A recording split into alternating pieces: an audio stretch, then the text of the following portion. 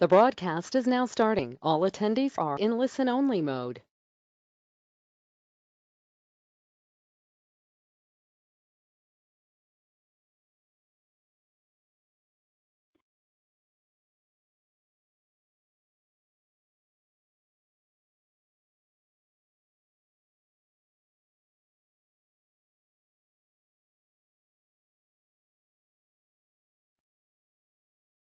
Good afternoon, folks. We're going to be starting our webinar shortly. We still have people filing into the hall, so once they all come in and take their seats, we'll get our webinar going for this afternoon. Thanks.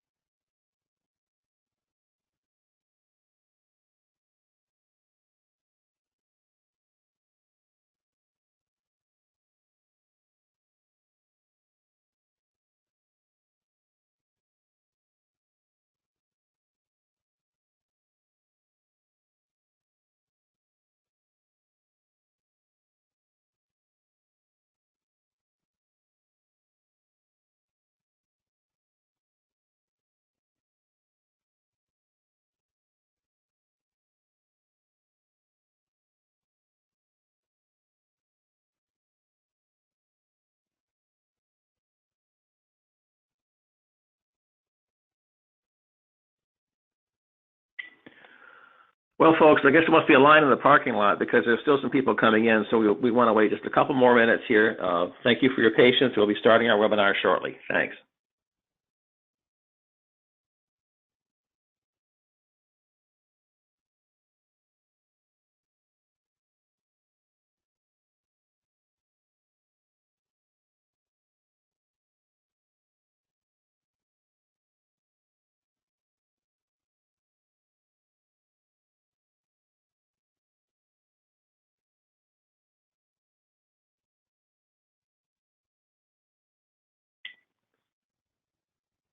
Okay, well, good afternoon, folks. Welcome to today's Mailers Hub webinar. Today we're going to be talking about the Postal Service updating you on some things and kind of going over the political chess game that's going on.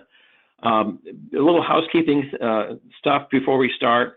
As you know, there's a handout available, as you can see on your screens, that can be downloaded as a PDF of today's slides.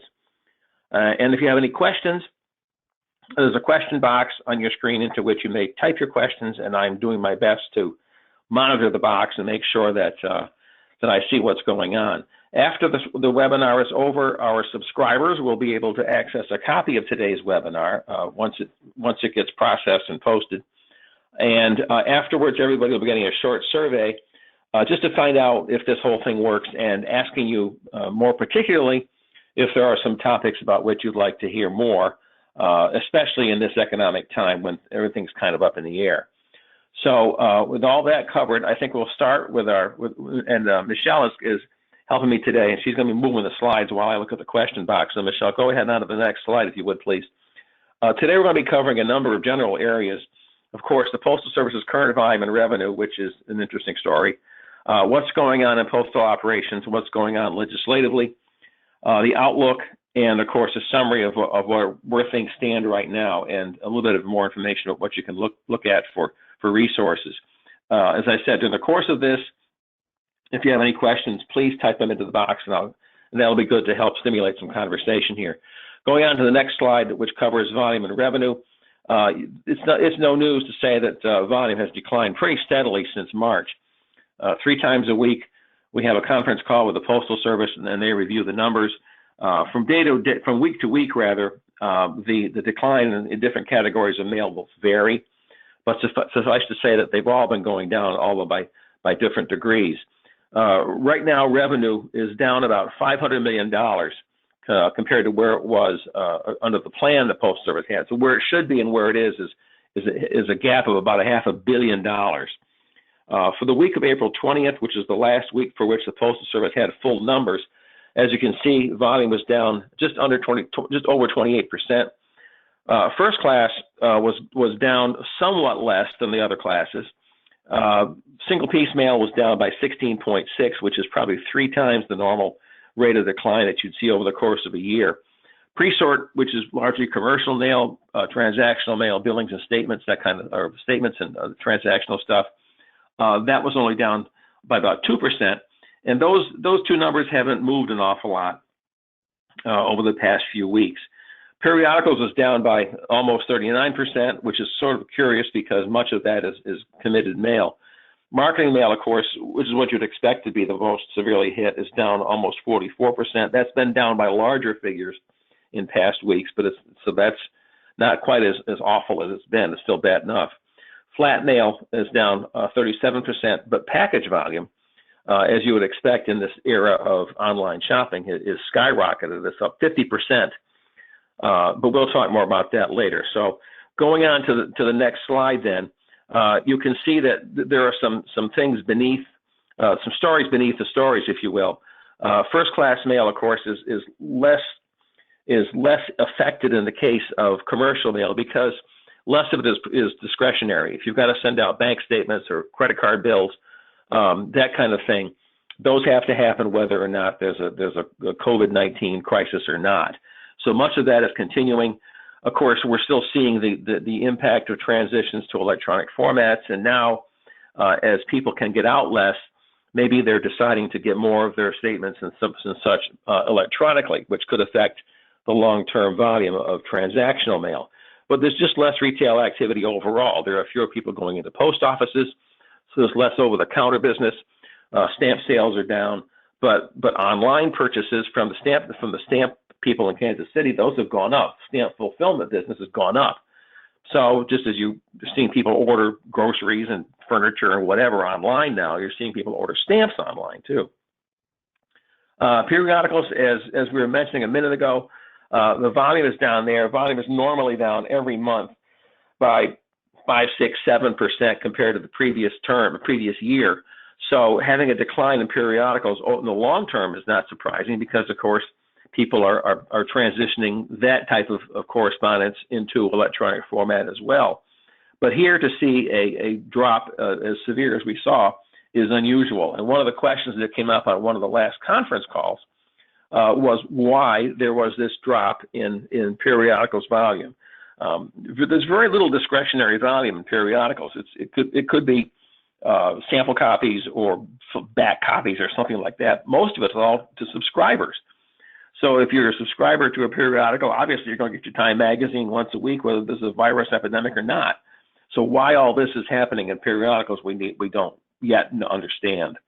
Marketing mail, of course, is just the opposite of the opposite of what we saw in first class. It's very much discretionary. It's very much a matter of who wants to advertise and how much they want to spend and what medium they want to select. So because you've got so many retail outlets and service businesses closed right now, they make a logical decision to not advertise, to bring people into buildings that are closed. So you're seeing a lot of inactivity there that is a consequence of businesses themselves not having any interest or need to drive customers to visit them. Now, whether or not a business is realizing the need to still keep its name in front of a customer, whether they realize that they can still get business online, for example, if you're a retailer, whether they realize that if you're a pizzeria who can still do takeout business, you can still draw customers and using direct mail for all of those different strategies, I don't know. Perhaps it's something which those of you on the call today who deal with customers could say, maybe I should contact some of my clients who who are hunkering down right now and see if they'd be interested in this. Nonprofit activity.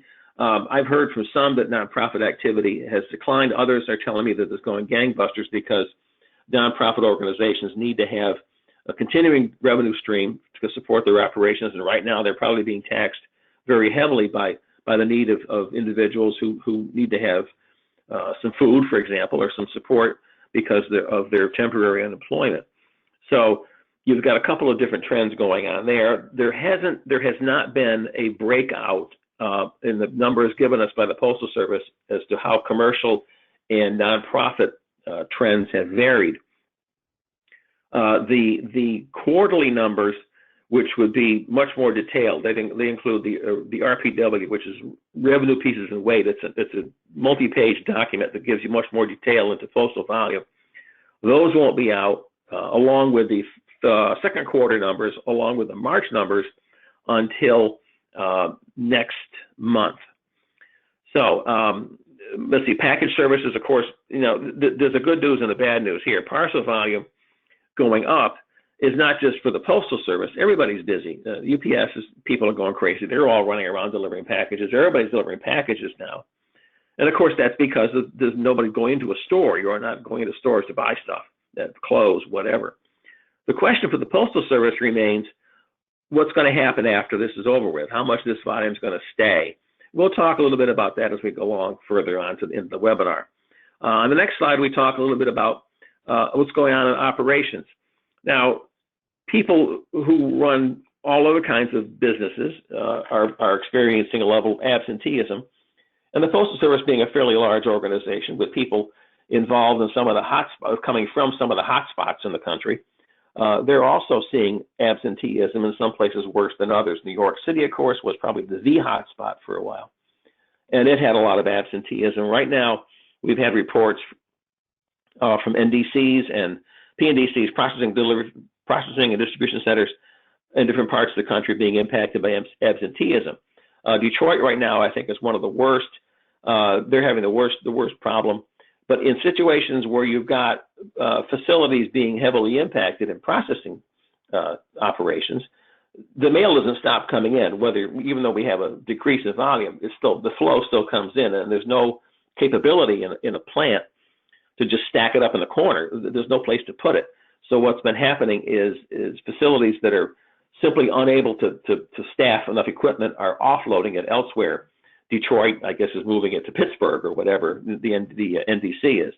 So the mail is still moving, but sometimes it gets moved in a roundabout fashion simply because the facility that normally would be handling it is unable to handle it because of illness on the part of its employees.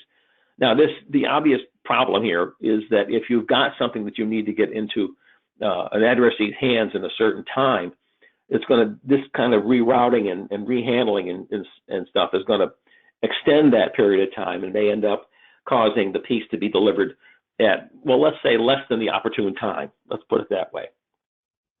On the last mile delivery, the Postal Service has not established a national policy that everyone's supposed to follow. It's being left pretty much to local decision makers because they're the ones who know how many people are going to be out sick on any given day. There have been reports in some locations of the situation becoming so, I guess, dire that a post office has gone to alternate days of delivery. There are so few carriers available. That's been a real exception. The last time that we were on the phone, there were literally a handful of post offices that had staffing issues, such that the post office had to be temporarily suspended because there weren't enough people to run their window, for example. Those are small post offices, of course. But even though delivery volume is down a lot, there have been very, very, very few places that have not been able to continue the normal course of 6-day delivery. And in situations where they've had to just have carriers go on 2 different routes on 2 different days, that has been very rare. So operations has, for the most part, has kept going, even though there have been occasional glitches, and this is something which is to be expected under the conditions. Going on from here to legislative support on the next slide, there really isn't an awful lot there to talk about. As you can see on the next slide, Michelle, under legislative support, what needs to be done and what has been done is miles apart. There have been, I think, 4 different stimulus bills of some sort, some catchy little title, that have been passed by the House and Senate and signed by the President. The last one being last Friday. And so far, all there has been for the Postal Service has been $10 billion in additional borrowing authority that was authorized in the first of the 4 bills. But that right now is becoming a bit of a football because the Treasury Department, acting as the proxy for the White House, is demanding all sorts of conditions of the Postal Service if they want to get their money. There have been pleas by the Postal Service, by the industry, by the unions, everybody, to provide direct aid. Proposals have been advanced in some of the successive bills, but nothing has gotten into the final version. And from what I think everybody can pretty much figure out by now, the problem with the administration is an almost stubborn and gross level of misinformation, particularly about parcel pricing. The comment that was made the other day was that no authority will be given to the Secretary of Treasury to approve a loan to the Postal Service until the prices for Amazon and similar shippers are raised 4 or 5 times above what they are right now, which is just beyond logical. But the connection to Amazon is one which is an open secret. The Washington Post, a somewhat liberal-leaning paper here in Washington, often takes pot shots at the White House. Does not say many nice things about the president and his policies. And of course, the Washington Post is owned personally by Jeff Bezos, who founded Amazon. So Amazon is a proxy for Jeff Bezos. The Postal Service is a proxy for Amazon. Therefore, A equals B, B equals C. I don't like this, therefore I don't like the next person in this sequence of arguments. There's also a certain dissatisfaction with postal management. As you recall, last year there was a flap over the price of packages coming in from China, and that led to a snit with the UPU, and that led to the installation of self-declared rates this year. The problem, of course, was that the PMG did not simply roll over and agree on a lot that was being demanded, and that, of course, did not exactly endear the PMG to the White House. So you've got a lot of grudge activity going on right here, which is blinding the legitimate need for some sort of direct assistance. So with that in mind, moving on to the next slide, I think it's fairly easy to say the crystal ball is pretty cloudy. Uncertainty is the only thing that is certain. But nonetheless, we'll try to give it the best go here and see what we can sort of, divine out of the whole thing with our postal dowsing rod. So going on to the next slide, look at the outlook, look at the volume of things. The Postal Service fully expects this to be a very, very bad year for obvious reasons. As I said, the numbers will be out after the governors meet next week from Friday, May 8th. So that'll be the second quarter numbers as well as the monthly numbers. And then we'll know what's going on. Of course, March is not going to show the worst figures. April will be the month during which the red ink will come in a tidal wave. At the end of the year, which is the 30th of September, the Postal Service expects to see about half the volume, 50% of what it was last year, a big decline. And then, what's going to happen in 2021? What's going to happen in the fall? What's going to happen in the out years?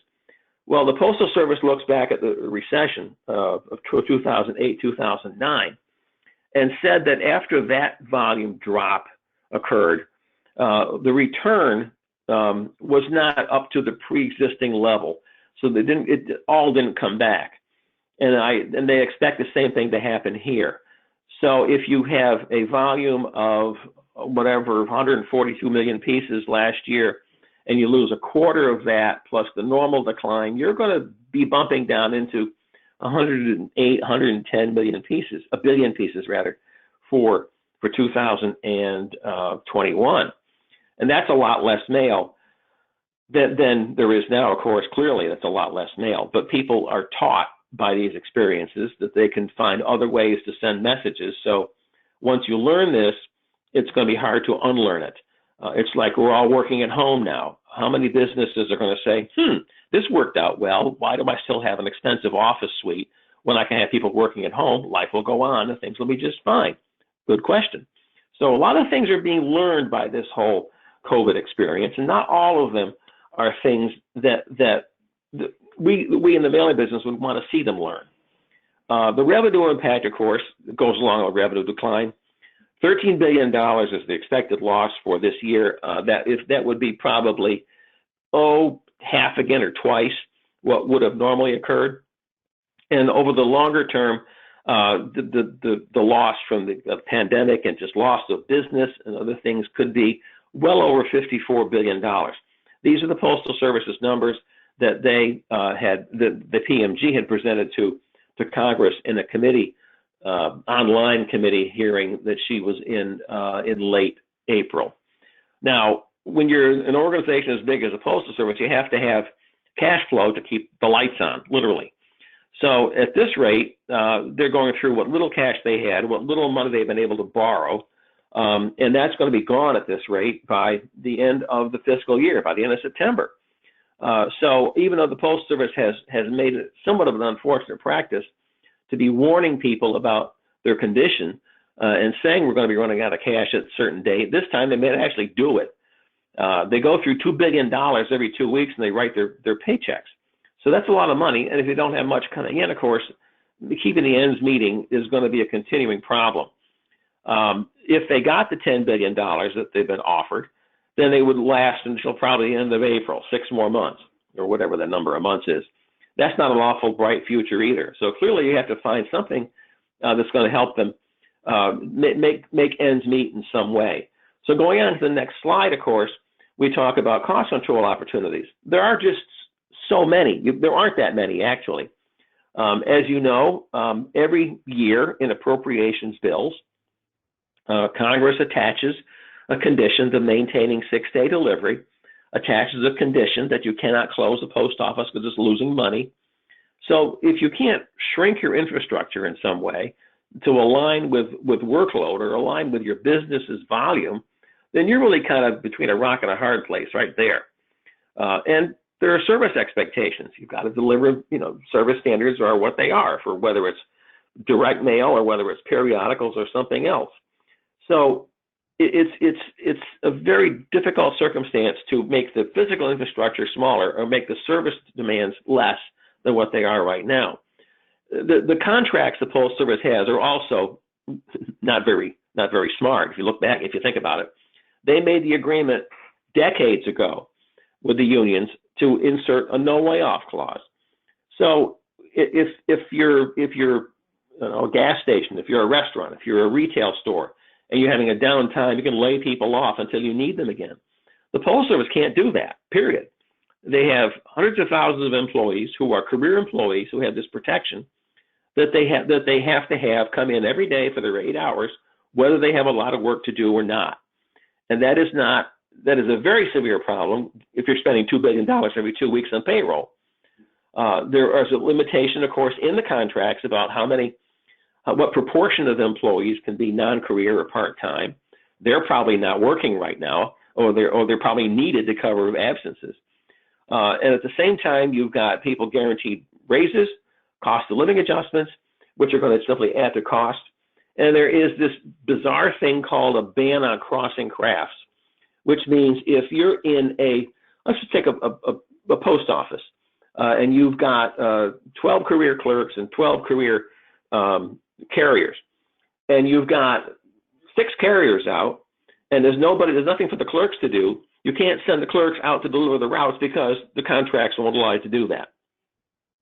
So it's we do our job, they do their job, and there's no factor to pick up the difference if it's necessary.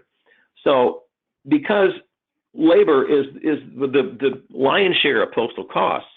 They've got the Postal Service has very limited ability to control that cost in a situation like this, where the need for labor is much less than what it may be in other times. As far as pricing goes, there was a lot of interest at one point in offering a discount. People wanted to have the Postal Service reduce its prices for mail, and again, there's very little room for that as well. We'll talk about that more in a second. But there's just so much you can do in terms of pricing, because you're operating within a rate setting system, which is very, very statutory and very rigid. So let's go on to the next slide and talk a little bit about legislative things. Well, the governors had voted unanimously to ask for a package that we'll talk about in a second.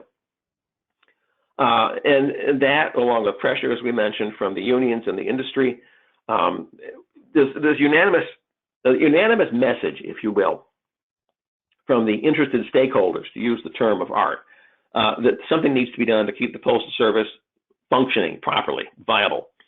And in meeting with the House subcommittee, I said April 23rd, April 9th was when it happened. The PMG, at the board's direction, asked for a sizable chunk of money, $89 billion, which probably scared some people off. And when she wanted $25 billion in direct aid to offset what's being lost, and that can be pretty much documented as a matter of historical patterns, what they lost in the recession, roll it all forward, and so forth.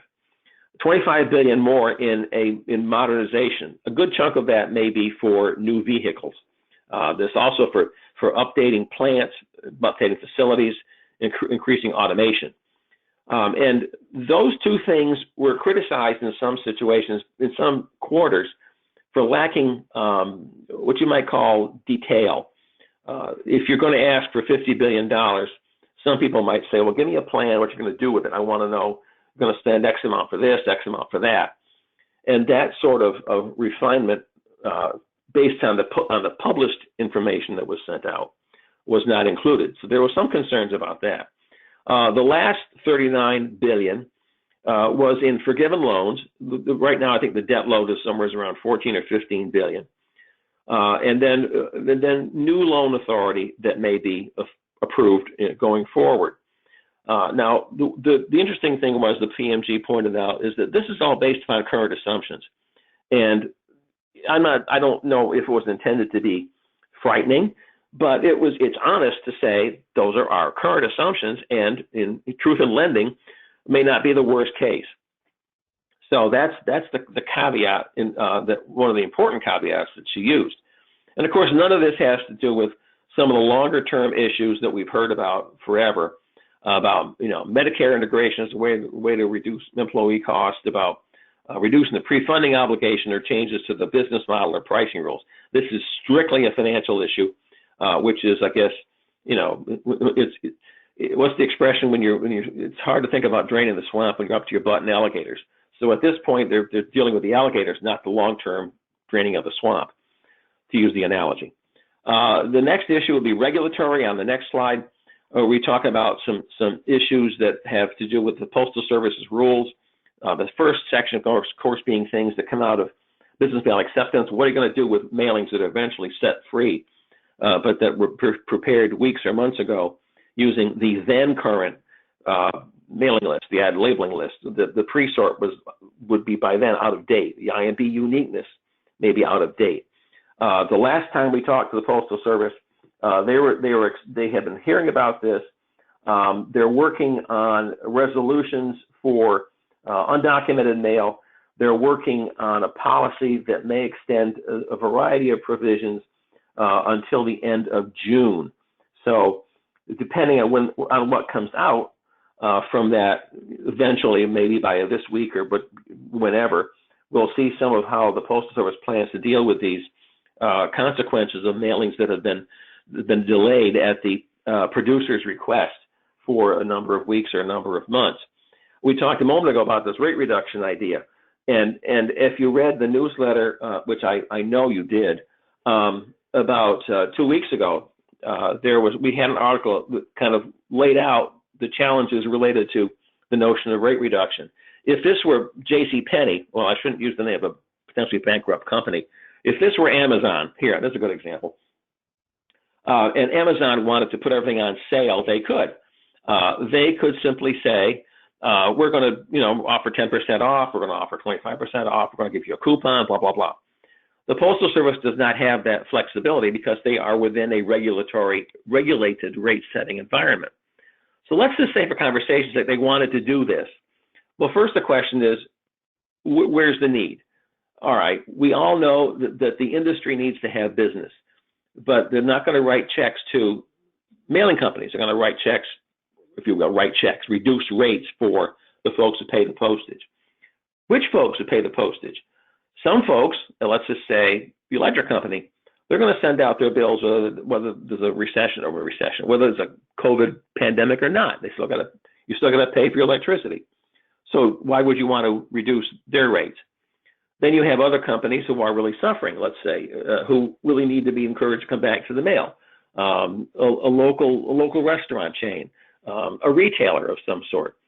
All right, so how do you then go? There's another hurdle then about giving A, some assistance, but not B. How do you avoid undue discrimination? Let's say you get over that. Then how much do you give? How much, over what period of time do you give it? And then, how do you make sure that if you give a company an incentive to mail, that they're going to stay? Obviously, we've got a series of promotions that are still, I guess, in effect.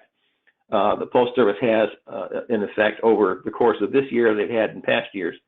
But the question of anybody looking at approving an incentive, if you will, would be, tell me why you think if I give John Doe Company a 20% discount, the John Doe Company's not going to just say, okay, thanks, take it, use it once, and never stay in the mail. That's something which would be a question if there were a sale, quote unquote, being considered.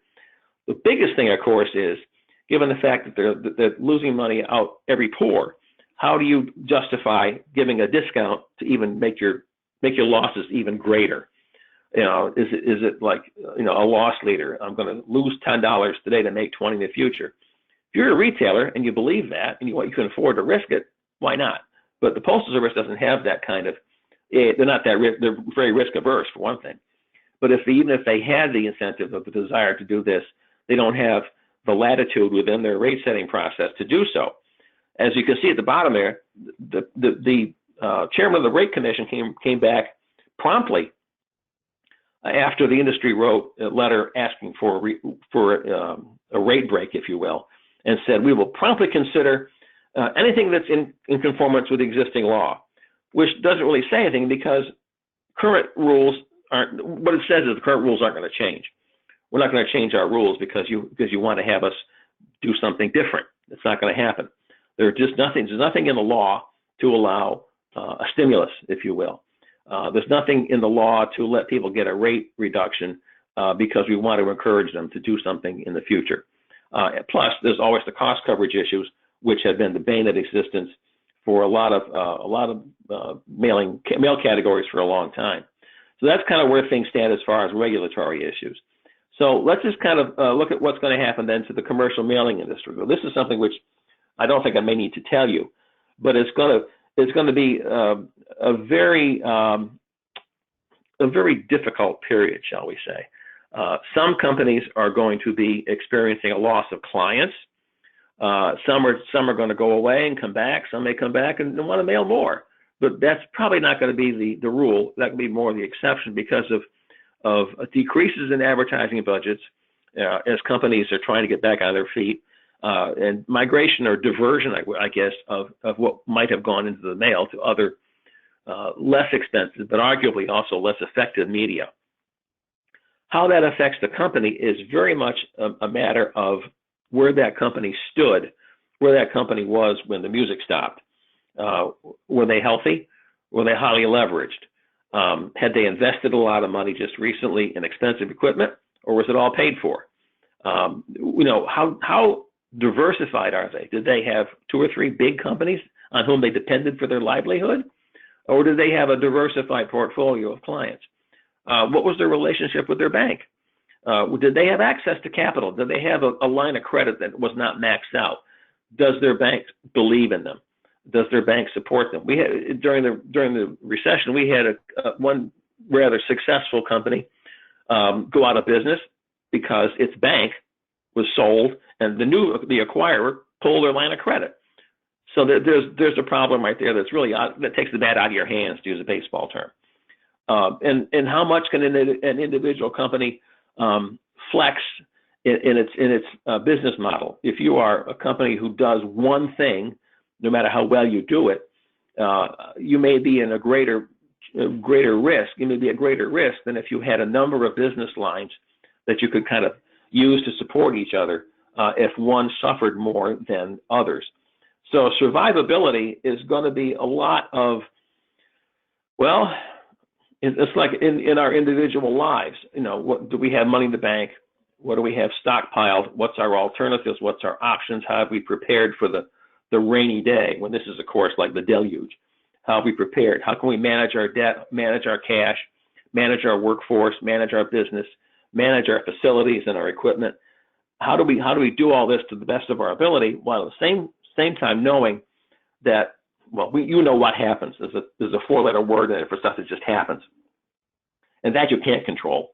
And those are things that you just have to deal with as best you can, because if you draw the wrong card, it's not your fault, but you still have to know what to do with it.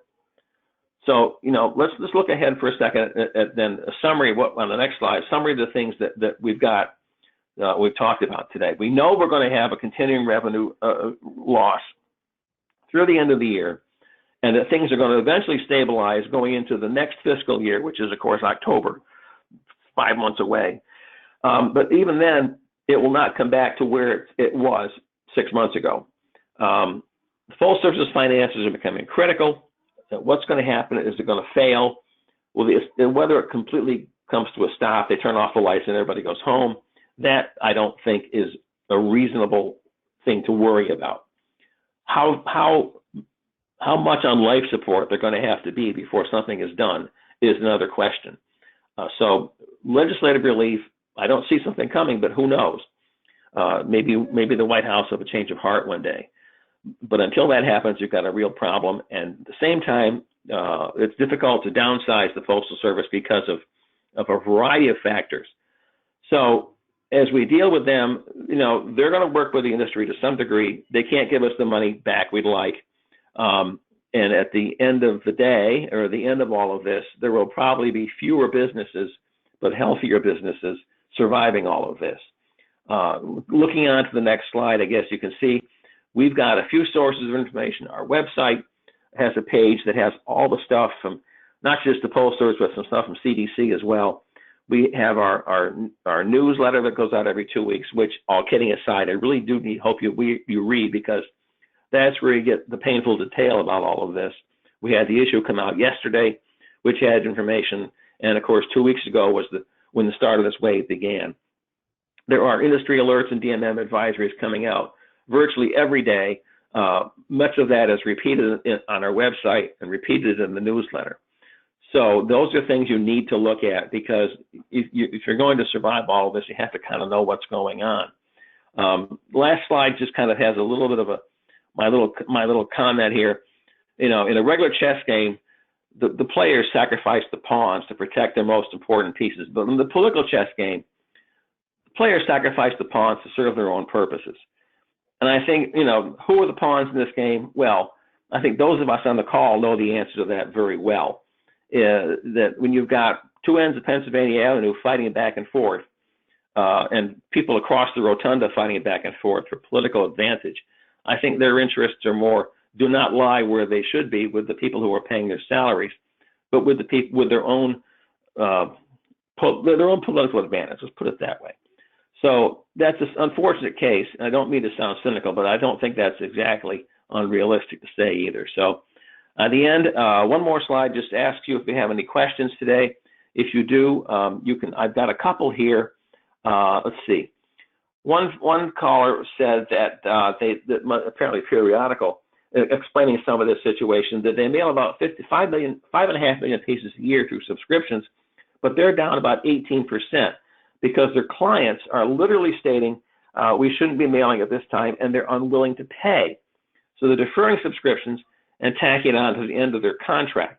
That's an interesting angle that I haven't thought about. I think if I'm home all this time, I'd want to have something to read, but that's not me. Was there any request for adjustments to some of the problems that created the debt attached to the 89 billion, or was it just for money? The first two components of the 89 billion, the 25 in direct aid, the 25 billion in modernization was the term that she used, were not described point by point as to what they'd be for, but they were grants.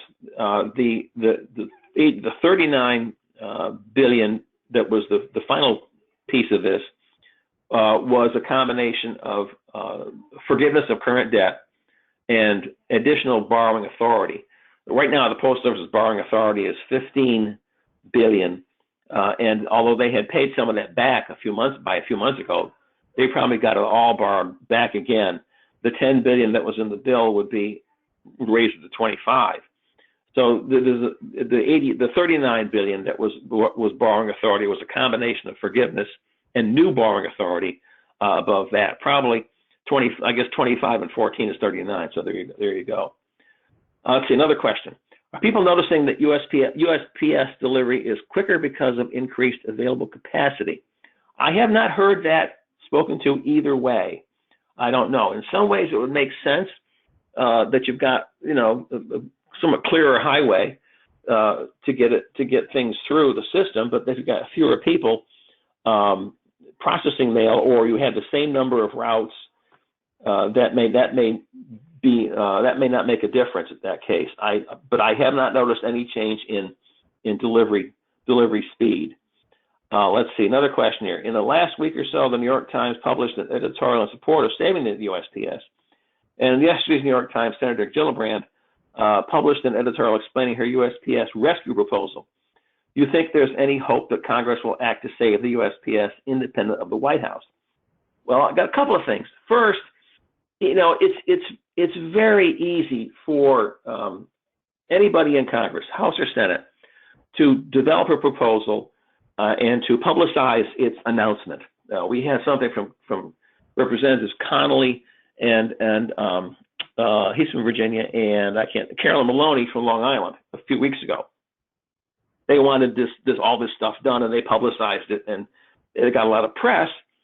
But whether it's them or Senator Gillibrand or anybody else who has a proposal, two things have to happen. Well, three things. One, it has to be passed by the House. Two, it has to be passed by the Senate. Three, it has to be signed by the President. In this case, I think the House could pass a bill saying that the sun's going to come up in the east, and the Senate, if the White House doesn't like it, is going to defeat it because there's the roadblock. Now, this is not partisan. This is simply a matter of fact. Right now, the White House and its own opinions are strongly influencing its colleagues in the Senate.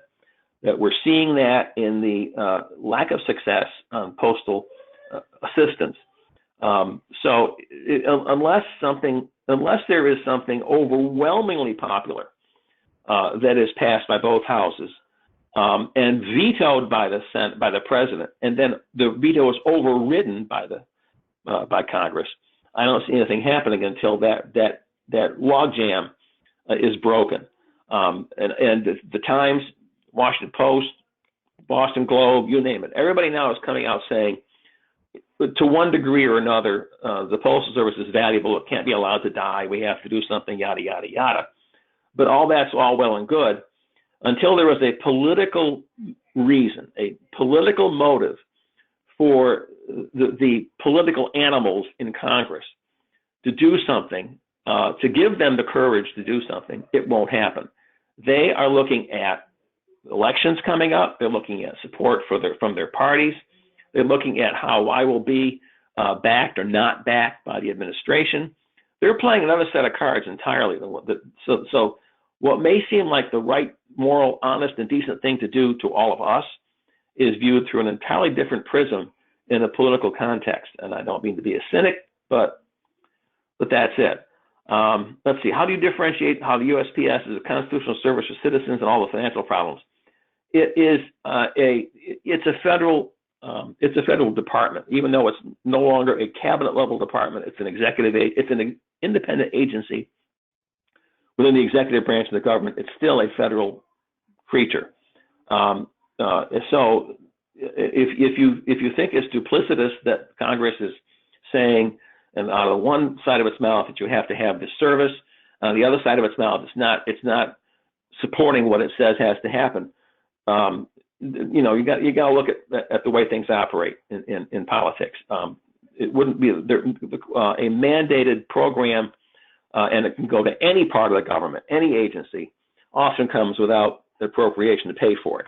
So Congress runs it in a way that makes it look good. I approve this program without having to say that I caused taxes to be increased to pay for it.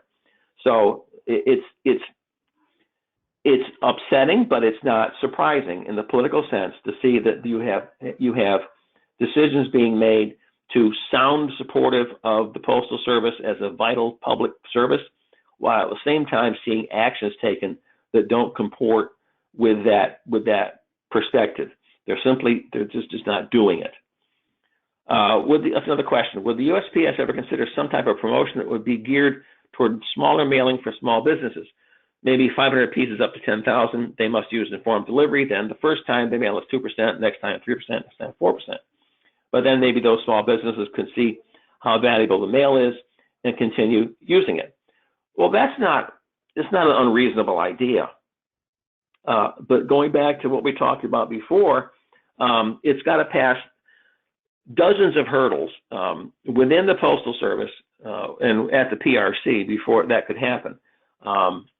The law department would need to be able to look at the proposal and know that it's not going to have any sense of discrimination within the mailing community.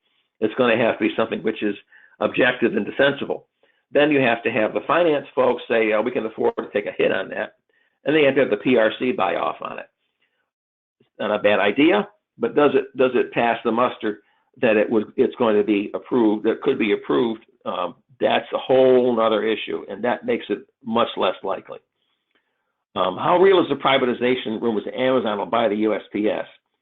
If Jeff Bezos wants to buy the USPS, he's stupider than I ever thought he was. Nobody is going to buy the Postal Service. If you think about it, look at the want ad. Available. Government agency, highly unionized workforce, loses billions of dollars every year, can't flex its workforce, can't flex its infrastructure, has Congress looking over its shoulder. Would you buy that? So it's one of those things where it's not going to be purchased. Privatization, selling it to a private company is the same answer.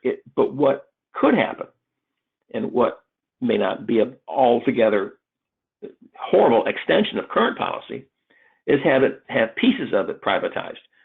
Transportation right now is heavily privatized. You have postal employees driving the big 5-ton trucks around in cities, going from post office to station. But over the road, long haul, rail, air freight, whatever, is all private enterprise. There's no reason why other parts of the Postal Service could not be privatized under the auspices, management, and oversight of a central Postal Service, if you will, contracting facility. But whether that's going to happen, I don't think. I think that's a real speculative reach, simply because you've got an enormously powerful union presence on the Hill. You have a lot of influence there, and Congress would they in the same category as Social Security and guns. There are certain third rails you just don't put your foot next to, and I think privatization of the Postal Service is in that category. Whether any of us might say it's not a bad idea or not. Let's see. I think I'm out of questions here. I would like to call attention to folks again. There's a copy of the handout available on the site, and if anybody, and for subscribers, you can get a copy of the whole webinar today in a short time after it's been uploaded and processed. Otherwise, tomorrow we'll be doing this over again for the folks who could not make today's. We're happy that those of you who were on the call did join us. We'll be having more webinars once a month, if not more, in the future. If you have any questions at any time, you know how to contact me. There's the Mailers Hub phone number and website on the slide. Thank you again for calling in today. Thank you to Michelle for making sure the slides move and everything's working. And until we talk again, take care, stay safe, and we'll see you later. Bye.